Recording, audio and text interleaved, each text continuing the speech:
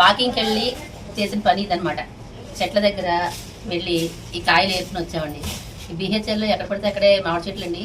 Walking కోసం అలా వెళ్తూ ఉంటే బోడి కాయలు కనిపించాయి అనమాట. ఇదిగోండి కాయలన్నీ ఏరుకొచ్చాం. మొహమాటమే పడక్కర్లేదు, మనం ఏం దొంగతనం చేస్తున్నామా ఏంటి? కింద పడిన కాయలే కదా. చెట్లకు మాత్రం ముట్టుకోకండి, చెట్లకి ముట్టుకుని కోత మాత్రం పోయకండి. కింద పడినవి తీసుకోవచ్చు. తీసుకుని ఇలా శుభ్రంగా ఇవి మాత్రం బాగా ఎడపెడ కడిగేకండి. కడగకుండా తడిబట్టు పెట్టుకుని చక్కగా తుడిచేసుకోవాలి. ఎందుకంటే ఇలా పగిలిపోయిన ఉంటాయి కాయలు కాబట్టి బాగా నీళ్ళలో కడిగేస్తే పచ్చడి తొందరగా పాడైపోతుంది అనమాట. సో తడిబట్ట పెట్టి తుడిచేసి కాసేపు ఆరిన తర్వాత ఇలా కట్ చేసేసుకుని మనం ఆవు బద్దలు చేసుకున్నాం అనుకోండి, సూపర్గా ఉంటుంది తెలుసా. కోసిన కాయ కంటే రాలిన కాయతో చేసుకుంటే అద్భుతంగా ఉంటుంది, చాలా చాలా బాగుంటుంది. మీకు ఎవరికైనా చేసుకోవాలనుకుంటే కనుక వీడియో పెడతాను, చూసి మీరు కూడా చేసేసుకోండి. ఇలాంటి రాలిపోయిన కాయలన్నీ మనం చక్కగా ఒకరోజు మనకి అన్న ఆదరం అయిపోతుంది అనమాట. సూపర్ టేస్టీగా కూడా ఉంటుంది. ఒకసారి తిన్న వాళ్ళు మళ్ళీ తినాలి అనుకుంటారనమాట. అంత అద్భుతంగా ఉంటుంది.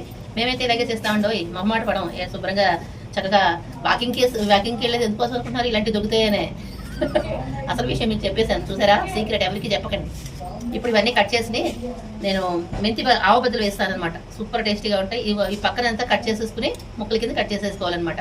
ఇదండి విషయం, మీకు చెప్పాలనిపించింది చెప్పాను. మీరు కూడా ఇలా చేసుకుంటారా? మీలో ఎంతమంది ఇలా చేసుకుంటారో, ఆవు బద్దలు ఎంతమందికి ఇష్టమో కామెంట్లో తెలియజేయండి. సరేనా? ఉంటాను. ఆవు బద్దలు చేసుకోవాలి, నోరు ఊరుతుంది. చేసిన తర్వాత వీడియో పెట్టేస్తాను, తప్పకుండా చూడండి.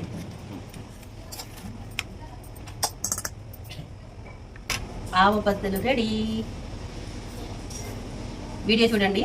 ఓకే.